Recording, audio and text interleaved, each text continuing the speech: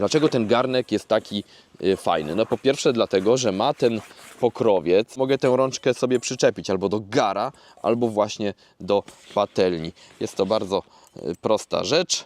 Umieszczamy tutaj, łapiemy, mamy patelnię, prawda? Na jakąś jajówę na przykład. Tak samo postępujemy z garem. Łapiemy, jest gar. To sprawia, że ja rączkę trzymam cały czas przy sobie. Tutaj się przyrządza posiłek i kiedy jest już gotowy, ja łapię garnek tą rączką zabieram ją razem z garnkiem z ognia. No i zwyczajnie się nie poparzę przy tym. Bardzo fajne rozwiązanie.